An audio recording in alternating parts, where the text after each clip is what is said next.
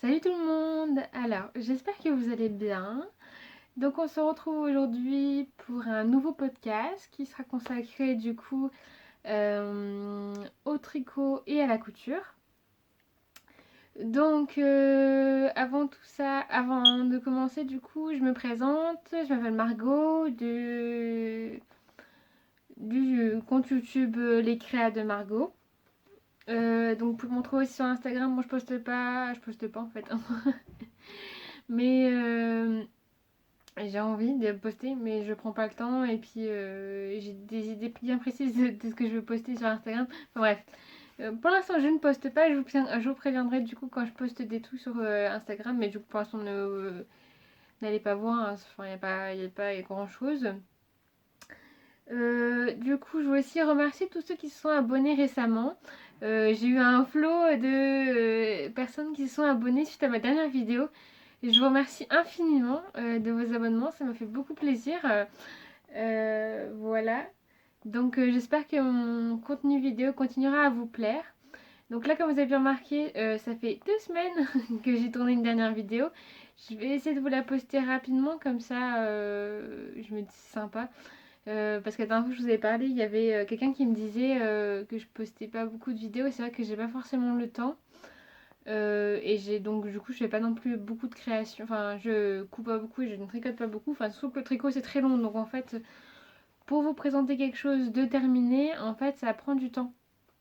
Donc j'ai pas envie de vous montrer un projet qui bah voilà ça avance mais que en 2 semaines j'ai fait ça en tricot et puis enfin je vois pas beaucoup l'intérêt donc c'est pour ça que j'ai espacé quand même pas mal mes podcasts. Mais en fait, là, comme je me suis mise à la couture, et en plus, je suis en train de me dire que j'ai plein de choses que je vous ai pas montrées, que j'ai cousu un peu par-ci par-là, mais du coup, je me suis dit, ça sert à rien de faire une partie couture. Je me dis que voilà, c'est l'occasion de vous faire une petite partie sur la couture. D'ailleurs, je me rends compte que j'ai oublié quelque chose, donc je fais une petite pause et je reviens. Donc voilà, me revoilà. Du coup, on va faire cette vidéo en 2 temps. Désolée pour mes cheveux, c'est une catastrophe. Euh, on va faire cette vidéo en 2 temps. Je vais faire d'abord une partie couture. Et après, je vous montrerai un peu mon tricot.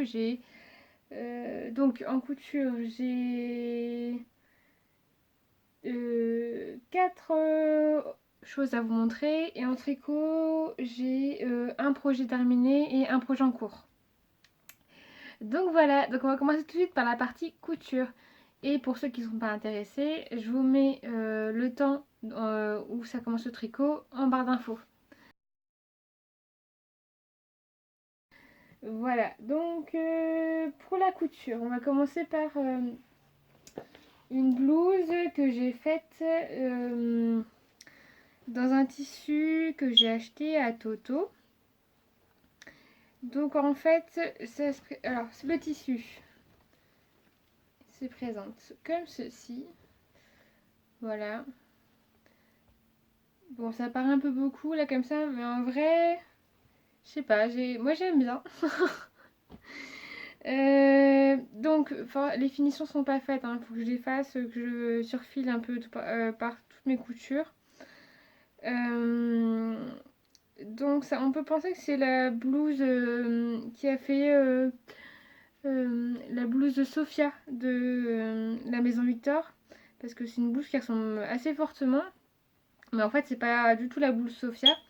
C'est du coup une blouse qui vient du magazine Couture Actuelle. Donc je vais vous montrer. Voilà, c'est celui-là. Donc il date un peu celui-là, hein. Ça fait un petit moment que je l'ai. C'est le numéro 11. Et est-ce qu'il y a un mot? Il me semble qu'il date de l'année dernière. Ah, ils mettent pas. Bon, c'est juste le numéro 11. Je sais pas vous dire plus. Et du coup, c'est cette blouse. Voilà, en fait, qui est du coup courte, avec des manches bouffantes. Et chose que j'ai pas encore faite, je sais pas si vous allez voir. En fait, là, il y a des boutons. Voilà. pour que justement ça se maintienne et que ça évite de s'ouvrir. Et du coup, vous avez le dessin technique qui est juste ici. Voilà. Donc du coup, moi je l'ai fait dans un tissu, comme je vous disais, de chez Toto. Donc là, ça rend pas grand chose, hein, parce que comme c'est cache-cœur, vous voyez pas grand chose. Du coup, ici en bas, voilà, vous avez la partie où on met un laçage. Normalement, on fait avec le tissu. Mais en fait, moi j'ai toujours du mal, c'est quand je fais une sorte de biais dans le tissu.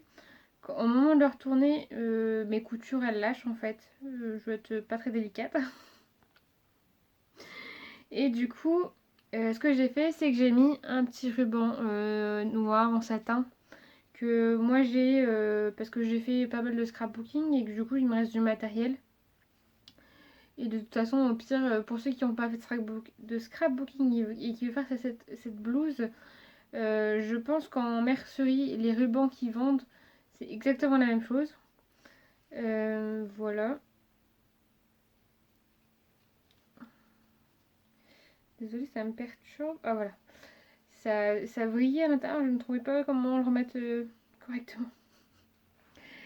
Donc voilà, bah, je pense que je vais vous la passer. Parce que du coup, elle sera plus parlante sur moi. Alors, je vais essayer. Je ne promets pas que j'y arrive. Pour essayer de vous la montrer au mieux. Je vais faire un essai et puis au pire je bidouillerai. On va voir comment ça se passe. Voilà, tout de suite. Donc voilà ce que ça donne. Du coup, vous voyez, j'ai un pantalon. Enfin, vous n'allez pas forcément bien voir. Mais j'ai un pantalon qui est déjà taille haute. Et donc ça arrive vraiment. C'est quand même assez court. Donc il faut mettre vraiment un pantalon taille haute pour porter. Ou éventuellement, je pensais une jupe noire ou un pantalon taille haute, voilà, en tissu léger. Et par contre, voilà, moi j'ai pas fait des manches resserrées. Il me semblait pas que dans le patron les bracelets de manches étaient. Non, je me souviens maintenant. En fait, j'ai juste fait un ourlet simple parce que les manches étaient grandes. Et j'ai pas dû noter, enfin, j'ai pas dû faire les bracelets de manches à mon avis. Voilà, et du coup, vous voyez, là, on a un col Mao, je crois, si je ne dis pas de bêtises. Et bon, après, voilà, il se tient bien, hein. J'ai un petit débardeur en dessous, ça se voit un petit peu là, mais j'ai pas trop de soucis. Voilà, donc dans le dos, voilà, tout simple. Et je me dis, bah, pour casser un peu cet effet gros motif, on peut mettre après facilement un petit gilet par-dessus pour que ça soit un peu plus soft. Voilà, bon, je me change et je vous retrouve pour la suite. Donc voilà, donc j'ai mis directement ma deuxième création qui est en fait un mix entre deux patrons. Donc c'est une robe. Donc pour ceux qui connaissent, vous allez sûrement reconnaître le haut. C'est le haut plantain de Direndo. Bon, pour ceux éventuellement qui ne connaissent pas le haut plantain de Direndo, c'est ce t-shirt là qui se fait du coup en jersey. Et c'est un haut tout simple. Je crois qu'il y a oui, il y a trois versions: manche courte, manche 3/4 et manche longue, avec possibilité de mettre des coudières de couleurs contrastantes. Moi, voilà, je ne l'ai pas fait. J'ai voulu juste faire tout simplement le haut simple. Parce que en fait, du coup, j'ai pris le haut du plantain. Et j'ai pris la jupe qui vient du magazine Mode et Travaux. Avec le hors-série avec Super Bison. Qui...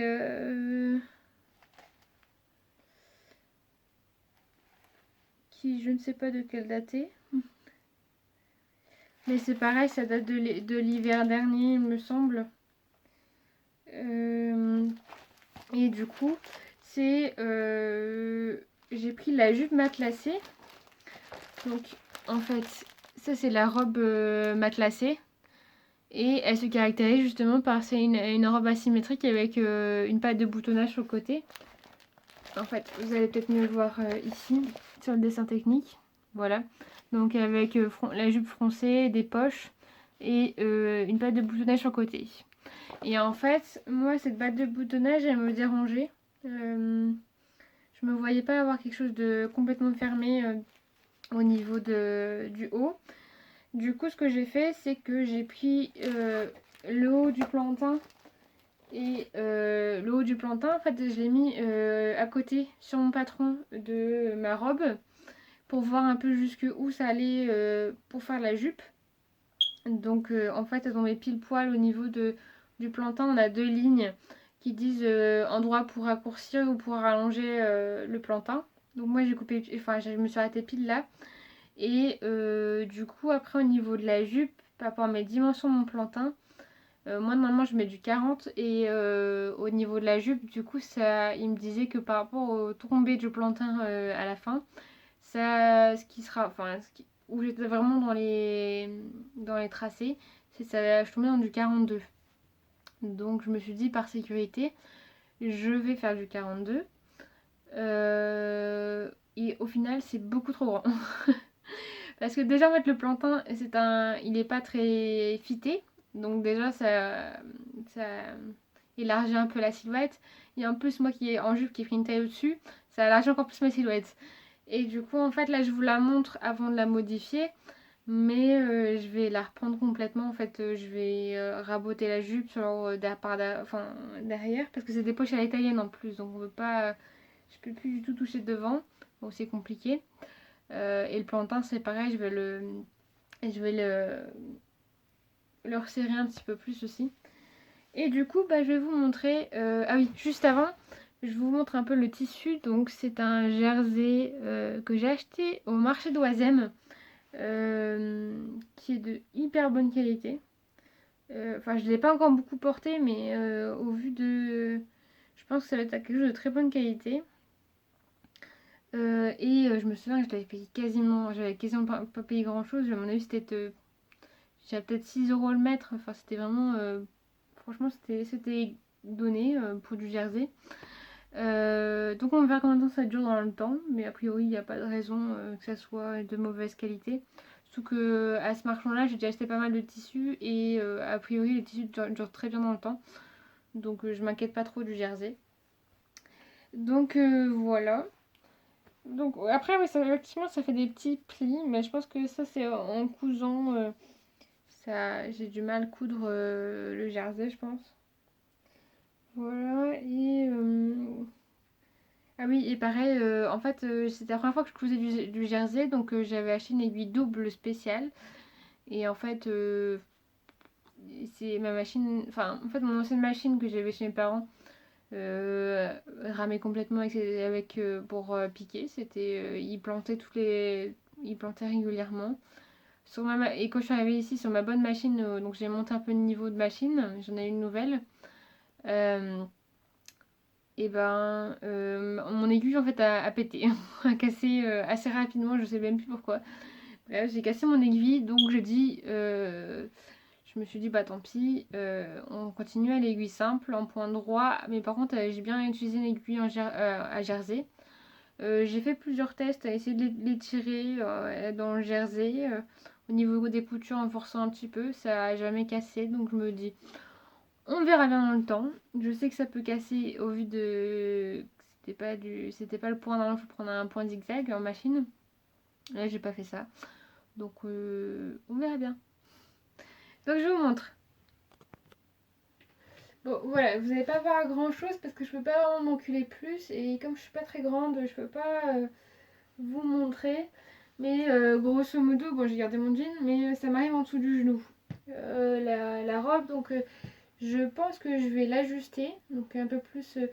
Là, vous voyez, elle est un peu. C'est un peu. Bon, il y a de la place, hein, quoi, mais du coup, ça met pas forcément très bien en valeur. Donc je pensais reprendre. En fait, il y a des plis.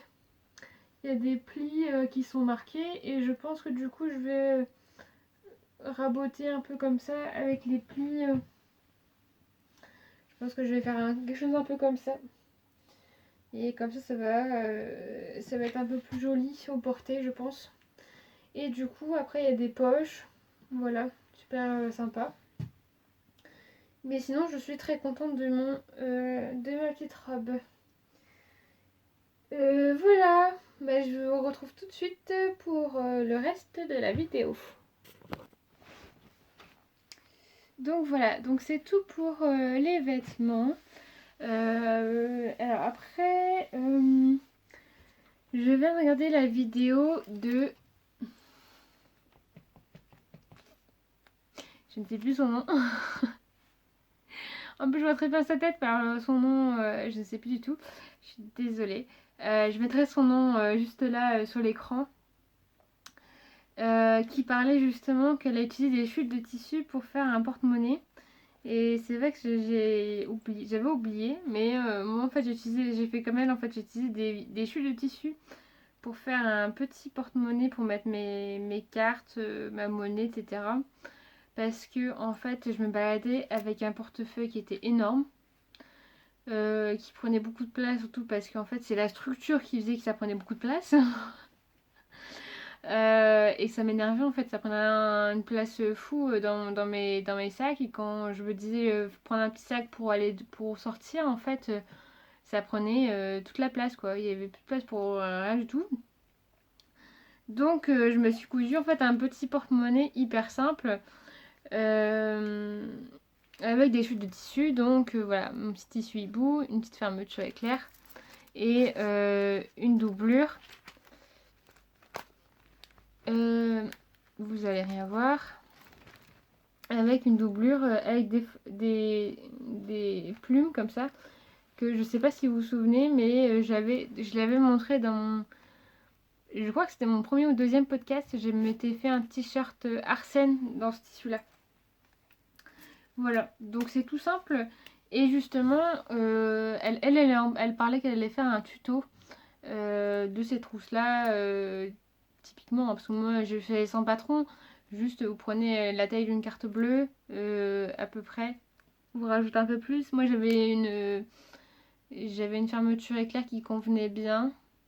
Je sais plus vous dire à combien de centimètres elle fait, mais à vue d'œil, ça devait être du 15 centimètres, je pense. Euh, j'ai rajouté 2 centimètres de marge de couture et j'ai cousu ça. Enfin voilà, ça va assez vite. Mais tout ça pour dire que si éventuellement elle ne fait pas de tuto et que vous êtes intéressé, ou vous voulez que moi je vous montre, hein, je peux vous faire un tuto de cette trousse là et qui après est déclinable en toutes les tailles que vous voulez. C'est-à-dire qu'après si vous voulez faire une grosse pochette, moi je sais que j'ai une grosse pochette toute plate faite avec du wax, justement pour mon matériel de couture. Bah, d'ailleurs je vais vous la ramener comme ça vous pourrez voir. Du coup voilà, moi je m'étais fait ça il y a un petit moment. Donc c'était fait avec du wax et j'avais doublé avec, avec de la toile cirée pour comme ça. En fait à la base c'était une sorte d'une pochette pour un mariage. Et ça a fini en trousse, pour moi en trousse de couture. Mais qui me sert pas mal, qui me sert hein, là-dessus. Et du coup je me dis pour les débutants c'est pas mal de savoir, savoir faire des petites trousses comme ça parce que c'est toujours sympa. Et après c'est déclinable à l'infini quoi. Et pareil, si on veut faire un fond, c'est pas très compliqué en fait. Il y a pas mal de... C'est assez facile. Donc si vous êtes intéressé pour des petits tutos, n'hésitez pas à me dire en barre d'infos. Voilà. Donc je vais poser ça là. Et petite transition entre la couture et le tricot.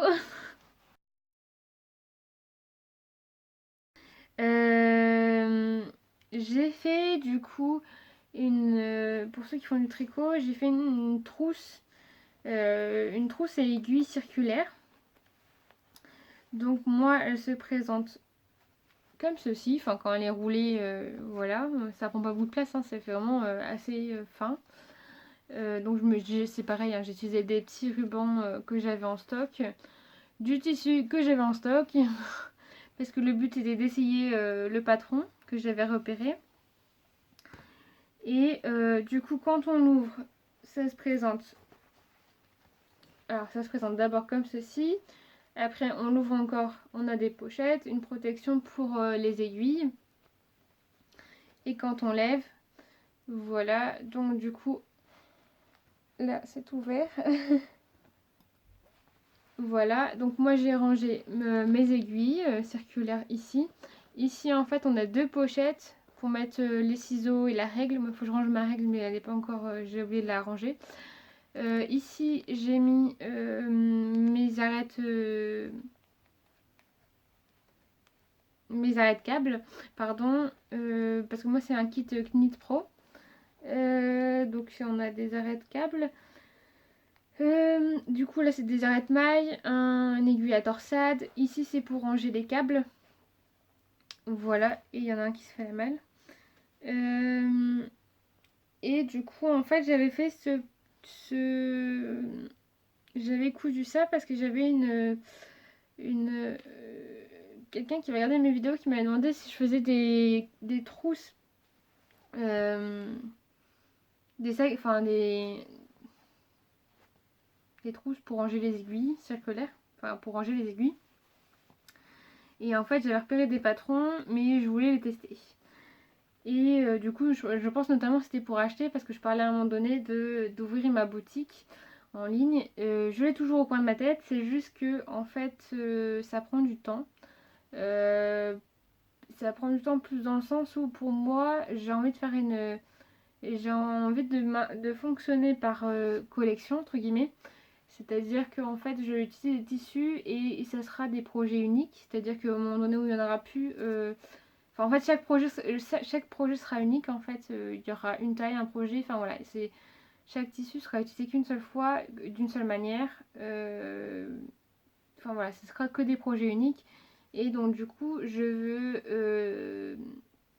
que mes produits proposés à la vente au départ soient complets et qu'ils soient avec toutes les formes possibles, sous toutes les formes, dans chaque combo de tissus, etc. Et donc du coup, comme il me reste encore pas mal de tissus dans chaque gamme, en fait, je voudrais du coup continuer à augmenter le nombre d'accessoires qu'il y a dedans dans chaque gamme, entre guillemets. Et donc du coup, dedans, il y aura des sacs à projet. Je pense du coup des trousses pour ranger les aiguilles. Des petites trousses qu'on peut utiliser comme trousse à maquillage, comme trousse d'école, enfin voilà des petites trousses pour ranger des accessoires. Je pense aussi peut-être refaire des sacs un peu tout simples, mais moi en fait je me rends compte que mes sacs à projet, celui que j'utilise le plus en fait, bizarrement c'est celui-là. Donc je me dis, je pense que ça peut intéresser des gens plutôt que d'avoir tout le temps une fermeture éclair. Voilà. Et oui, je voulais en venir aussi au fait que du coup c'était pour... je m'égare, hein, mais je reviens. Du coup c'était pour la vente. Et du coup en fait, je me rends compte que je lis beaucoup et du coup... Euh, il y a un fil, voilà. J'ai testé ce patron, mais je vais le modifier. Tout simplement parce que pour moi, ces parties-là, elles sont beaucoup trop grandes. Ici, il y a des aiguilles qui tiennent pas suffisamment bien. Et pour moi, une trousse à aiguilles, c'est censé bloquer au maximum les aiguilles pour éviter qu'elles s'en aillent. Enfin, pour moi, il faut on puisse les rentrer tout juste en fait. Pas qu'on doit forcer, mais qu'on sente que voilà, quand ils sont ensemble, elles vont pas partir. Si on se court, on a la tête en bas, qu'ils vont pas partir. Enfin voilà, pour moi ça c'est une bonne trousse à projet. Et c'est pareil, quand on replie, j'ai un peu la sensation que c'est un peu mal conçu. Et en plus, ayant fait du scrapbooking, il y a des choses que moi j'aurais fait autrement. Et dernière chose, c'est aussi un patron qui n'est pas qui a des droits d'auteur, hein, ce qui est normal. Et donc du coup, le fait aussi de tout modifier les mesures, en fait, ce sera juste plus une inspiration que vraiment une copie conforme de ce que la personne avait fait. Donc voilà. Donc ensuite, on va passer à la partie couture, à la partie tricot, excusez-moi. Du coup, je finis de ranger. En tricot, j'ai un projet terminé et un projet en cours. Voilà. Donc je vais vous montrer ça. Alors justement, non, c'est le projet en cours. Mon projet terminé. Ah voilà. Donc mon projet terminé, c'est un bonnet. Donc c'est un bonnet, je ne sais plus de qui c'est ni de comment il s'appelle.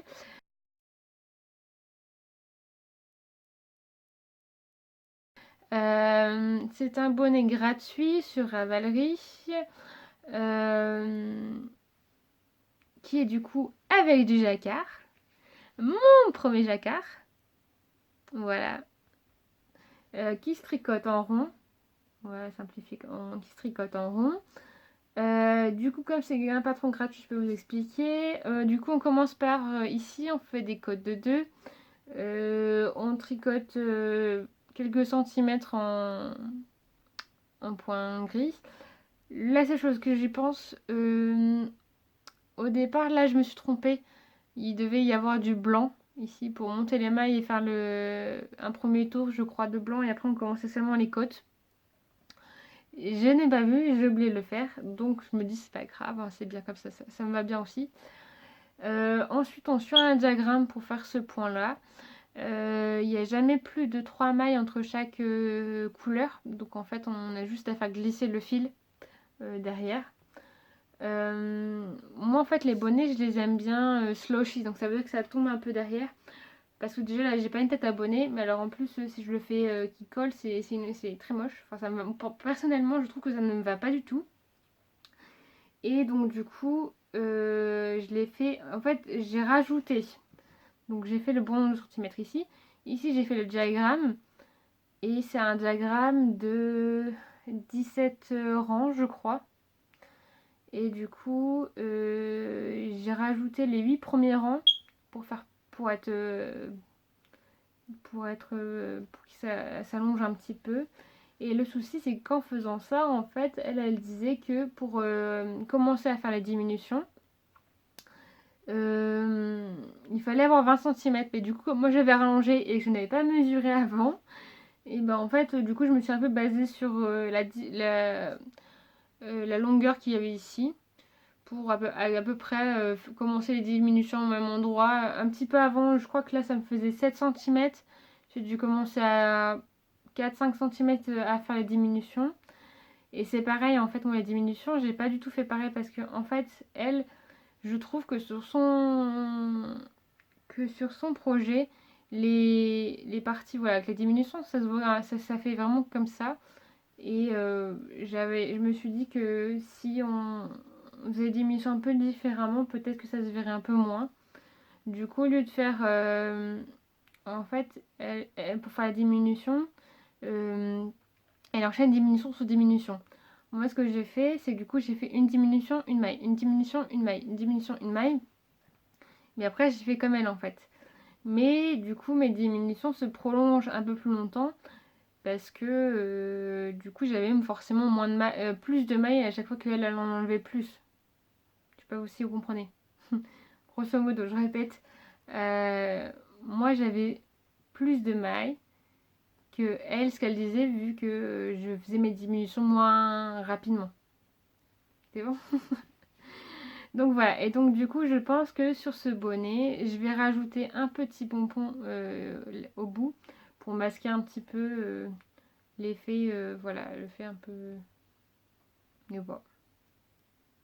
Donc en fait on arrive avec un certain nombre de mailles à la fin. Moi il m'en restait plus beaucoup, peut-être une dizaine. Et après on fait passer un fil dans le reste des mailles et on fait un nœud, on rentre le fil, on fait un nœud à l'intérieur. Tout simplement. Et c'est un bonnet que j'ai fait en allez, un week-end. Et là j'ai compris pourquoi j'ai compris les personnes qui disaient que le jacquard était addictif. Je confirme. Le jacquard est addictif. Enfin, en tout cas, chez moi, c'est addictif. Voilà. Et par contre, pour les laines, je peux absolument pas vous dire ce que c'est parce que en fait, c'est des laines que ma grand-mère tricotée et j'ai récupéré des laines de chez elle, quelques pelotes, hein, pas beaucoup, mais quelques-unes, 5 ou 6. Mais alors des pelotes différentes, hein, bien sûr. Hein, je me suis pas simplifié la tâche. J'ai pris du noir, du gris, du blanc, du rouge et peut-être une autre noire. Voilà, c'était vraiment pas. Et en plus, dans toutes les périodes que j'ai pris, il n'y a aucune étiquette. Donc, c'est pareil, pour trouver en combien ça se tricote, faut faire un échantillon.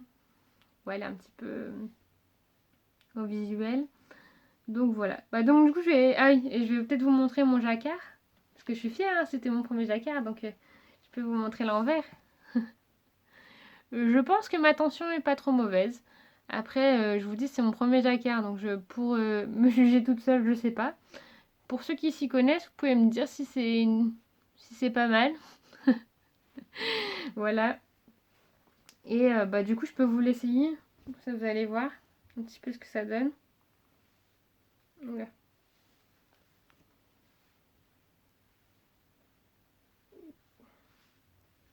Alors.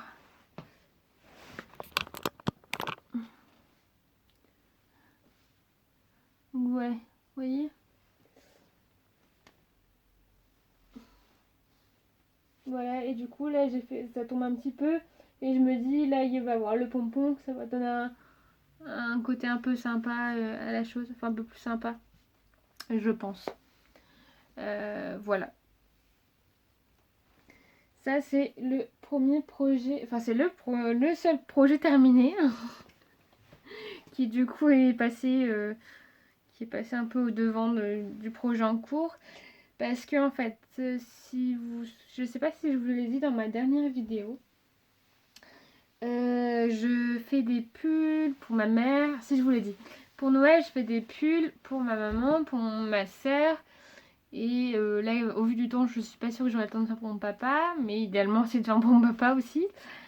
Et du coup, je suis en train de faire un pull pour ma soeur. C'est pareil, le designer, je sais pas du tout. J'allais dire Drops, mais je crois que c'est même pas Drops, c'est quelqu'un d'autre. Bah attendez, chez le patron.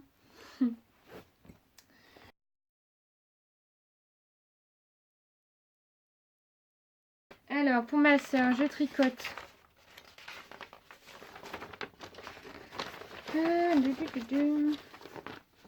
Alors, je tricote Illustrious.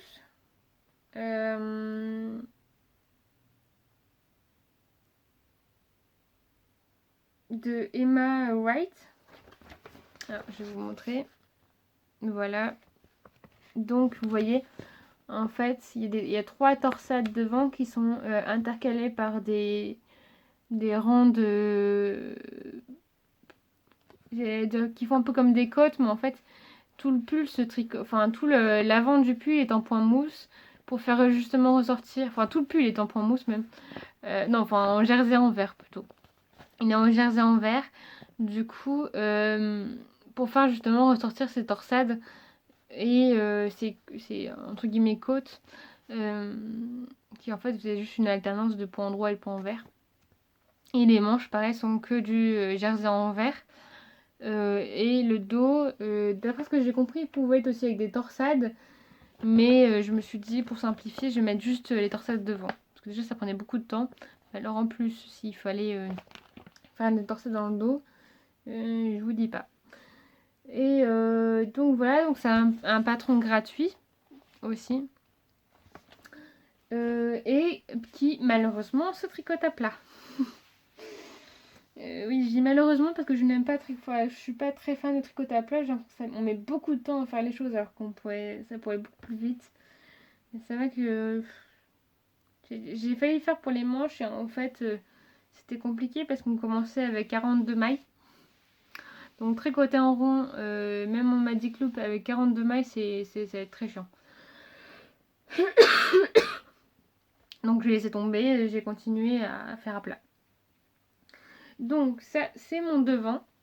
Donc vous voyez, je vais m'enculer, avec mes 3 torsades et l'inversion du coup de point envers, point droit et les torsades. Voilà, ça c'est le devant. Ensuite on a le dos qui est tout simple, ça ressemble plus à un rectangle. Donc là le dos il n'est pas bloqué et je vous le montre dans le mauvais sens. Donc le dos n'est pas bloqué. Voilà, donc c'est un grand rectangle qui n'a pas beaucoup d'intérêt. Voilà, avec sa manchure. Et du coup, je suis en train de faire, donc qui pour l'instant se présente comme ceci. Enfin, si je montre vraiment à l'endroit, comme ceci, tout simplement. Donc là, c'est ma première manche. On va que j'en fasse une autre après. Enfin, que je finisse celle-là et que je finisse l'autre et que j'en fasse une autre. Et c'est en aller-retour. Tricoté à plat, quoi. Donc c'est hyper long. C'est pour ça qu'en fait, le bonnet il était vite parce que j'avais envie de tricoter en rond. Et j'avais besoin de tricoter. Décidément, pardon. Non, j'avais surtout besoin je pense, de tricoter en rond. Et c'est surtout aussi parce que je me dis que je tricote pas depuis très longtemps. Maintenant, ça a fait à peu près enfin, depuis pas très longtemps. Façon de parler, hein, parce que mine de rien, ça va faire 1 an que je tricote. Enfin, ça fait 1 an que je tricote, plus d'1 an que je tricote. Je commence quand même à accumuler des pelotes de laine qui sont toutes seules. Suite à des projets que j'ai fait en pull, en bonnet, enfin peu importe, après des restes qu'on n'a pas utilisés. Et en fait, je vois mon stock qui augmente. Et en fait, c'est justement pour ça que j'ai fait le bonnet, parce que je me suis dit ça va être aussi le moyen aussi de liquider un petit peu les restes de laine. Pour essayer de voilà, faire partir un petit peu ce qui me reste dans des projets.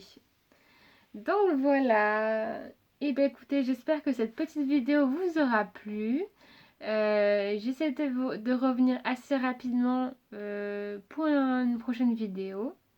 Voilà, je vous fais plein de gros bisous. N'hésitez pas à vous abonner, à mettre des petits pouces en l'air, un petit commentaire.